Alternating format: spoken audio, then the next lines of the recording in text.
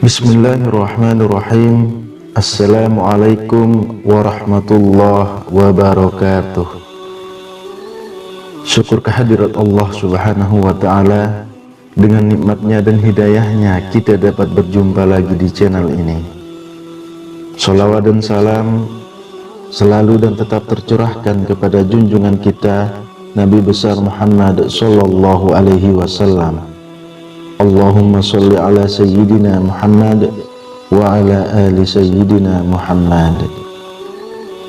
Sahabat beriman yang dirahmati Allah, membangun rumah tangga yang sakinah mawaddah warahmah merupakan tujuan dan cita-cita bagi semua pasangan, suami maupun istri. Namun juga perlu disadari bahwa tidak semua dalam kehidupan rumah tangga seseorang bisa berjalan mulus seperti yang kita inginkan, karena cobaan dari rintangan akan selalu hadir dalam rumah tangga kita. Oleh karena itu diperlukan kesadaran untuk selalu bisa menjaga keharmonisan dalam rumah tangga. Seperti yang kita tahu, dalam rumah tangga sendiri terdapat perbedaan kedudukan untuk suami dan juga istri. Akan tetapi dalam hal ini, seorang istri mempunyai kedudukan yang cukup istimewa dalam rumah tangga, terutama istri yang solehah. Rasulullah Shallallahu Alaihi Wasallam pernah bersabda, dunia itu penuh dengan kenikmatan, dan sebaik-baik kenikmatan dunia yaitu istri yang solehah. Hadis riwayat Muslim. Sedangkan kaum laki-laki dalam rumah tangga sudah jelas dalam firman Allah subhanahu wa ta'ala yang tertuang dalam Quran surah An-Nisa ayat 34. Kaum laki-laki itu adalah pemimpin bagi kaum wanita. Oleh karena Allah telah melebihkan sebagian mereka, laki-laki, atas bagian yang lain, wanita. Dan karena mereka, laki-laki telah menafkahkan sebagian dari harta mereka. Sebab itu, maka wanita yang solehah ialah yang taat kepada Allah, lagi memelihara diri ketika suaminya tidak ada. Oleh karena Allah telah memelihara mereka, wanita-wanita yang kamu khawatirkan nusyuznya, maka nasihatilah mereka, dan pisahkanlah mereka di tempat tidur mereka, dan pukullah mereka. Kemudian jika mereka mentaatimu, maka janganlah kamu mencari-cari jalan untuk menyusahkannya. Sesungguhnya Allah Maha Tinggi lagi Maha Besar. Sahabat beriman, dalam ayat tersebut sudah jelas dikatakan bahwasanya laki-laki merupakan pemimpin dalam setiap rumah tangga. Akan tetapi tanpa kita sadari, dalam kehidupan keluarga tak jarang para suami melakukan tindakan yang menyimpang dari ketentuan Allah subhanahu wa ta'ala dan telah melanggar hak-hak istrinya. Oleh karena itu, bagi para suami perlu mengetahui perbuatan-perbuatan yang oleh agama Islam dikatakan sebagai tindakan dosa suami terhadap istri. Lalu apa saja dosa suami terhadap istri tersebut? Yang pertama adalah tidak mengajarkan ilmu agama. Mengajarkan ilmu agama kepada istri maupun anak-anaknya adalah kewajiban bagi para suami. Karena dalam hal ini, kewajiban suami adalah untuk memelihara diri dan keluarganya dari pedihnya azab kubur dan siksa neraka.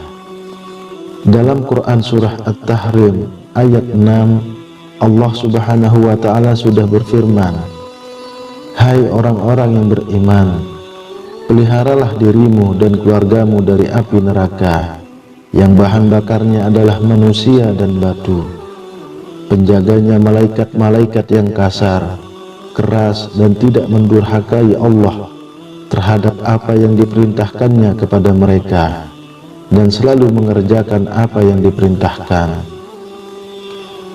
Dalam ayat tersebut sudah jelas dikatakan bahwa kewajiban seorang suami adalah mengajarkan istri dan anak-anaknya akhlak yang baik, supaya keluarganya bisa terhindar dari siksa api neraka, yang bahan bakarnya adalah manusia yang melalaikan perintah agama.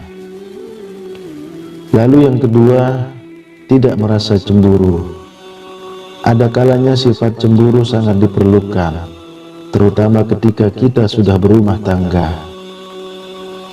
Selain bisa menjadi bumbu-bumbu cinta dalam rumah tangga, rasa cemburu dari suami juga bisa menjaga keluarganya dari sifat dan sikap yang kurang terpuji. Akan tetapi juga harus diperhatikan, cemburu kepada pasangannya juga tidak dianjurkan berlebihan, sehingga malah bisa menyebabkan perselisihan yang berujung keretakan dalam rumah tangga. Dalam hadis riwayat An-Nasa'i sudah dijelaskan 3 golongan yang Allah tidak akan melihat mereka pada hari kiamat, yaitu seseorang yang durhaka kepada kedua orang tuanya, wanita yang menyerupai lelaki, dan ad-dayut. Yang dimaksud ad-dayut atau dayus adalah seorang laki-laki dalam rumah tangga yang tidak memiliki kecemburuan terhadap istri atau keluarganya sama sekali. Jadi perbuatan menyimpang apapun yang dilakukan oleh istri atau anak-anaknya tidak pernah mendapat teguran dari suami. Hal ini sangat tidak dibenarkan dalam ajaran agama Islam, karena bisa membawa dampak buruk bagi keluarganya. Yang ketiga, tidak memberi nafkah istri.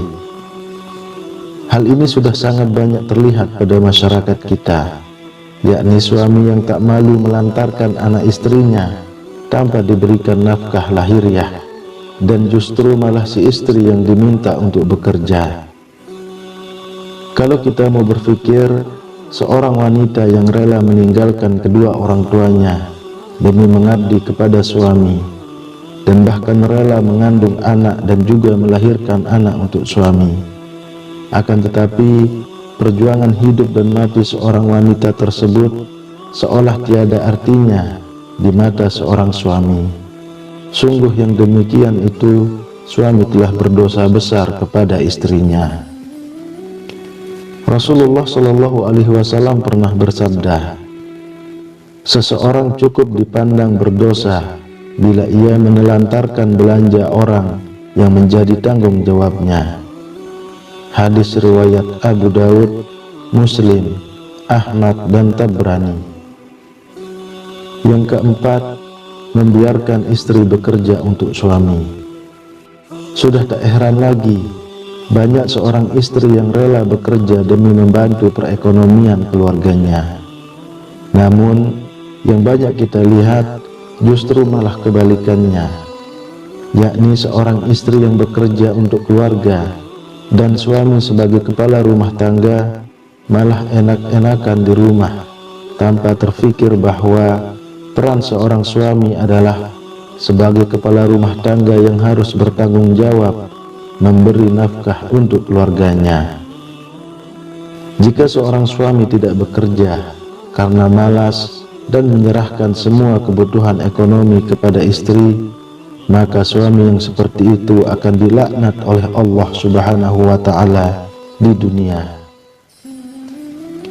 Rasulullah Shallallahu Alaihi Wasallam pernah bersabda, tidak akan beruntung suatu kaum yang dipimpin oleh seorang wanita. Hadis riwayat Ahmad, Bukhari, Tirmizi, dan Nasa'i. Dari hadis tersebut dijelaskan bahwa yang seharusnya memegang peran penting untuk kelangsungan hidup keluarganya adalah suami. Jika suami menyerahkan semua kebutuhan hidup kepada seorang istri, maka hidupnya tidak akan beruntung. Untuk itu, bagi para suami dan calon menjadi suami, sebaiknya berpikir secara matang sebelum memutuskan untuk menjalin keluarga yang sakinah, mawaddah, warahmah. Persiapkan terlebih dulu segala sesuatunya, supaya ketika menjadi seorang suami bisa mengambil peran sebagai pemimpin dalam rumah tangga. dan disegani dalam rumah tangga sebagai kepala keluarga. Lalu yang kelima, memiliki perasaan benci kepada istri. Perlu diketahui bahwa perasaan benci berbeda dengan perasaan cemburu. Benci adalah suatu sifat tidak suka terhadap orang lain yang berkepanjangan dan akan terus tidak suka, sekalipun orang yang dibencinya berbuat baik kepada orang yang membenci. Sedangkan perasaan cemburu adalah rasa curiga atau kurang percaya kepada seseorang, termasuk juga dalam hal ini adalah istri sendiri. Akan tetapi rasa cemburu akan hilang manakala tidak ada bukti yang membenarkan atas suatu tindakan atau yang dicurigai, atau setelah mendapatkan kejelasan dari suatu permasalahan. Rasulullah Shallallahu Alaihi Wasallam pernah bersabda, "Janganlah seorang suami yang beriman membenci istrinya yang beriman. Jika dia tidak menyukai satu akhlak darinya, dia pasti meridhoi akhlak lain darinya." Hadis riwayat Muslim. Jadi sudah jelas bahwasanya kita dilarang untuk membenci istri sendiri, karena tidak semua sifat dan sikap yang ada pada istri selalu buruk. Akan tetapi di balik keburukan istri atau sikap tersebut ada satu atau beberapa sifat dan sikap yang baik. Yang keenam, tidak mau membantu dalam pekerjaan rumah. Tidak sedikit suami yang malas membantu pekerjaan rumah keluarganya. Para suami biasanya merasa kalau sudah memberikan nafkah lahiriah, tugas suami sudah selesai. Padahal kita tahu tugas seorang istri sangatlah berat. Misalkan posisinya dibalik, mungkin para suami tidak akan mampu mengambil peran dari tugas seorang istri. Untuk itu saya sarankan bagi para suami, meskipun sebagai kepala rumah tangga dan sekaligus pemimpin dalam rumah tangga, hendaknya ikut membantu meringankan pekerjaan rumah tangga dari seorang istri. Bahkan seorang Rasulullah Shallallahu Alaihi Wasallam telah mencontohkan untuk membantu istri dalam setiap persoalan rumah tangganya, dan ini sesuai dengan sabda Rasulullah yang ditulis oleh Imam Bukhari. Beliau, Rasulullah, membantu pekerjaan istrinya, dan jika datang waktu sholat maka beliau pun keluar untuk sholat. Hadis riwayat Bukhari. Yang ketujuh, menyebarluaskan aib istri. Dalam hal ini, aib seorang istri merupakan aib dalam keluarga, dan tugas keluarga adalah menutup aib tersebut supaya tidak menyebar sampai ke masyarakat.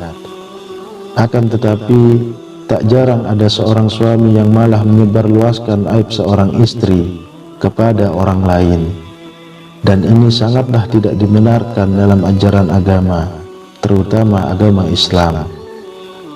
Rasulullah Shallallahu Alaihi Wasallam pernah bersabda, "Sesungguhnya di antara orang yang paling buruk kedudukannya di sisi Allah pada hari kiamat adalah seseorang yang menggauli istrinya dan istrinya menggaulinya, kemudian dia menyebarkan rahasia-rahasia istrinya."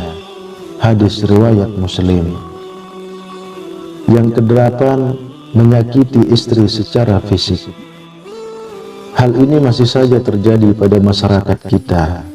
Perbuatan memukul, menendang, atau menyakiti istri secara fisik malah banyak dilakukan oleh para suami. Ini biasanya terjadi karena ketidaksadaran diri dari seorang suami, karena pengaruh khamar, masalah keuangan dalam rumah tangga, tekanan dari suatu pekerjaan, dan lain sebagainya. Menyakiti istri secara fisik merupakan dosa yang sangat besar dalam pandangan Islam, karena wanita merupakan kaum yang harus dilindungi karena kelemahannya. Rasulullah Shallallahu Alaihi Wasallam bersabda, "Hendaknya engkau memberinya makan jika engkau makan, memberinya pakaian jika engkau berpakaian, tidak memukul wajah, tidak menjelek-jelekkannya. Hadis riwayat Ibnu Majah. Kemudian yang kesembilan, meremehkan kedudukan istri. Yang dimaksud meremehkan kedudukan istri adalah para suami yang mentang-mentang sudah memberikan nafkah lahiriah, kemudian meremehkan posisi istri yang mungkin saja tidak bekerja karena harus mengurus rumah tangga. Dalam hal ini masih terlihat di masyarakat kita sampai sekarang. Saya berharap untuk para suami dan calon menjadi suami tidak meremehkan kedudukan seorang istri dalam rumah tangga, karena kita semua tahu kedudukan istri ibarat tiang dalam sebuah bangunan. Untuk itu saya sarankan khususnya bagi para suami, mulai sekarang bantulah peran seorang istri dalam rumah tangga. Insya Allah apabila dalam keluarga saling membantu, saling menutupi aib keluarga, saling menghargai satu sama lain, keluarga saudaraku semuanya akan menjadi keluarga yang sakinah, mawaddah warahmah dan berkah. Amin ya rabbal alamin.